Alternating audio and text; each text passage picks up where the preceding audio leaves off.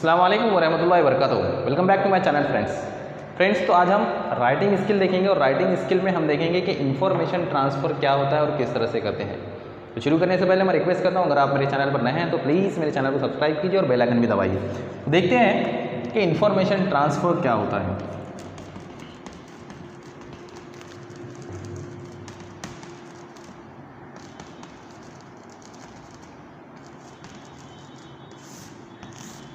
ठीक है, information transfer के अंदर दो टाइप्स होते हैं।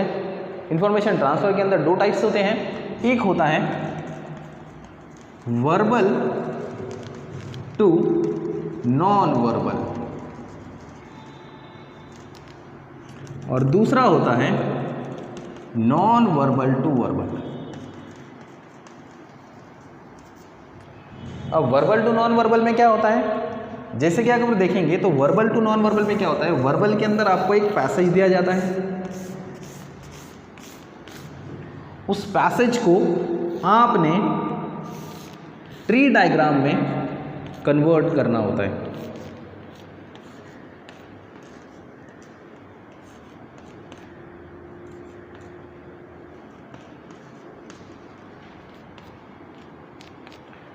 तो इस तरह के ट्री डायग्राम में कन्वर्ट करना होता है या फिर पाई चार्ट में कन्वर्ट करना होता है या फिर टेबल में कन्वर्ट करना होता है।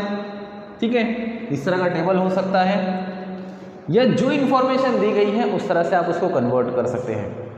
अब ये जो क्वेश्चन है ये 9th और 10th में इंफॉर्मेशन ट्रांसफ़र की हैसियत से आता है और इसको वर्बल से नॉन वर्बल हमने करना होता है। अगर आप कुछ लेना चाहते हैं या आप 11th या 12th के स्टूडेंट्स हैं तो यही इन्फॉर्मेशन ट्रांसफ़र आपको आपके पेपर में भी आता है क्वेश्चन नंबर 2 के अंदर। और क्वेश्चन नंबर 2 के अंदर ये आता है आपको नोट मेकिंग में। वहाँ पे आपने क्या करना होता है, देखो नोट मेकिंग के भी जो पॉइंट्स हैं जो मैं अभी बताने वाला हूँ बिल्कुल वैसा ही आपने करना है। क्या क्या हमने करना है इन्फॉर्मेशन ट्रांसफ़र करते वक्त। सबसे पहले देखेंगे हम वर्बल टू नॉन वर्बल में। और वर्बल टू नॉन वर्बल के अंदर क्या होता है, जो हमें चीज़ें करना है, सबसे पहले पॉइंट्स हम लेते हैं कि हमें क्या क्या करना होता है। तो वर्बल टू नॉन वर्बल में हमें क्या करेंगे, सबसे पहले रीड द पैसेज केयरफुली। पहले हम क्या करेंगे, पैसेज को पूरा अच्छी तरह से पढ़ लेंगे। दूसरा point, read the diagram oblique table और चार्ट। ठीक है, देखेंगे कि क्या उसने हमें करने के लिए दिया हुआ है तो वो पढ़ेंगे। उसके बाद नंबर 3 पे again read the passage and make points.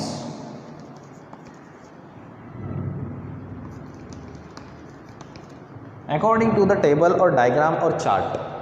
क्या करेंगे, वापस से हम क्या करेंगे, पैसेज को पढ़ेंगे और उस पैसेज को पढ़ते पढ़ते हम क्या करेंगे, डायग्राम और टेबल और चार्ट के accordingly we have to make our own points which will be suitable for the diagram, table और चार्ट। हमने ऐसे पॉइंट्स निकालना है, ऐसे पॉइंट्स हमने बनाना है जो पॉइंट्स उस टेबल में, उस डायग्राम में, उस चार्ट में आसानी से सही से फिट हो जाएं।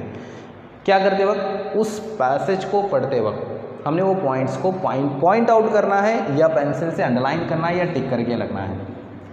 Number 4, avoid your own points और वर्ड्स। उसके अंदर हमारे खुद के पॉइंट या वर्ड्स हम ऐड नहीं करेंगे।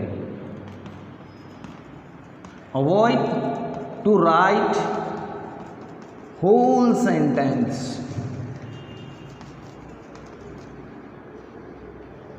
Oblique write a proper word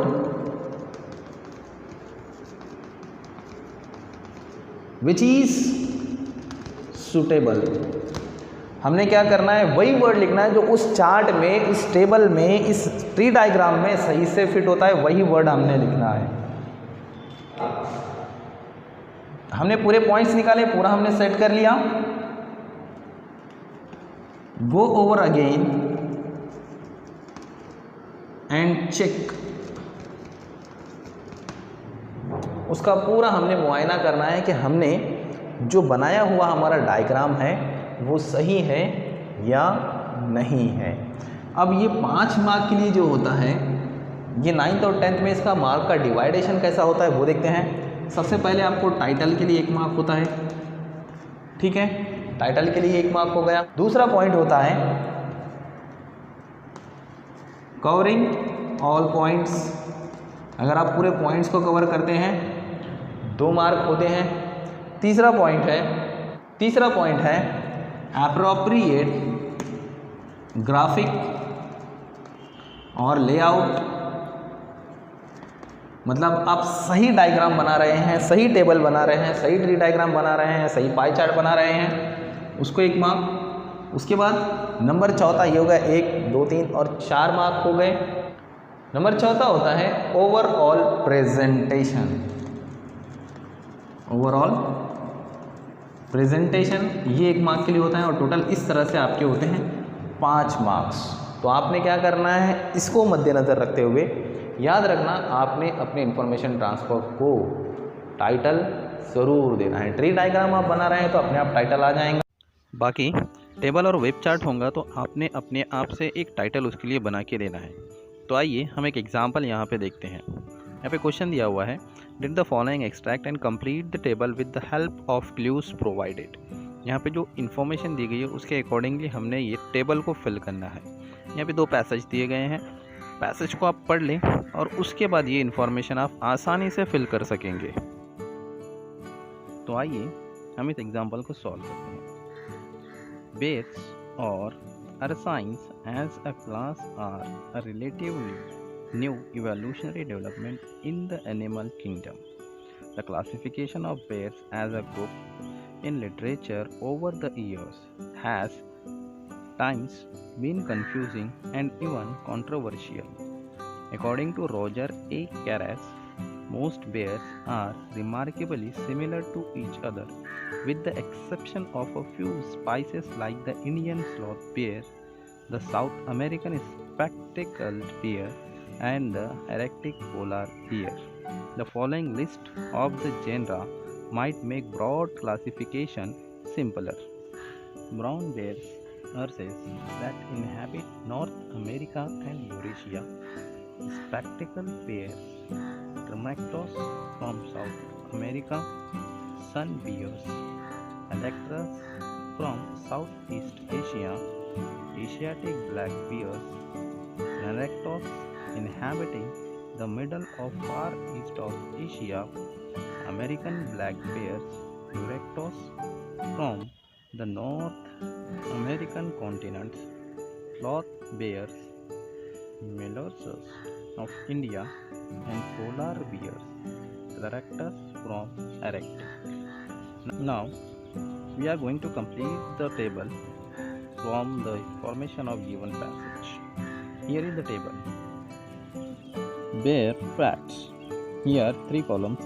Number 1 column is popular names, second one scientific names, third one found in.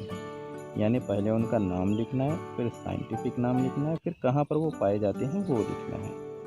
अगर आप गौर से देखते हैं तो ये पूरी इन्फॉर्मेशन हमें सेकंड पैराग्राफ में मिलती है। तो हम चलो इसको फिल करना स्टार्ट करते हैं। ब्राउन बियर्स, यानी इसका साइंटिफिक नेम दिया हुआ अर्सेस, तो यहाँ पे साइंटिफिक नेम में अर्सेस आएगा और इनहैबिट नॉर्थ अमेरिका उसने फिल करके दिया हुआ। सेकेंड कॉलम में दिया हुआ है साइंटिफिक नेम ट्रैमेक्टोस, यानी ट्रैमेक्टोस किसका नाम दिया हुआ है, यहाँ पे हमें मिलेगा जिसे स्पेक्टिकल बेयर्स कहा जाता है। तो यहाँ पे सेकेंड कॉलम में स्पेक्टिकल बेयर्स आएगा और नेक्स्ट वाले थर्ड कॉलम में दोनों नाम दिया हुआ है और हमें कहाँ पाया जाता है वो लिखना है।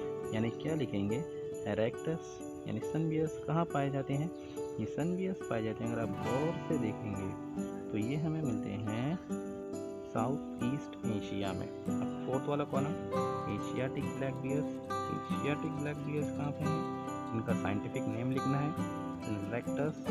उसके बाद में अगर हम देखेंगे नेक्स्ट वाला दिया हुआ है यूरेक्टस, इसका नाम लिखना है, यानी अमेरिकन ब्लैक बियर आएगा।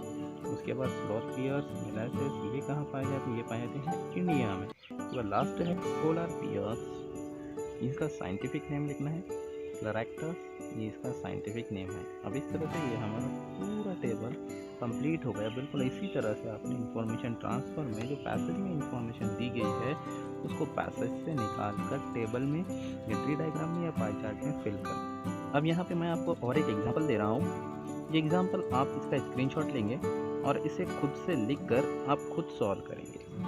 Okay, I hope that you like the video and I am hoping to see you in my next one. Thank you, have a nice day.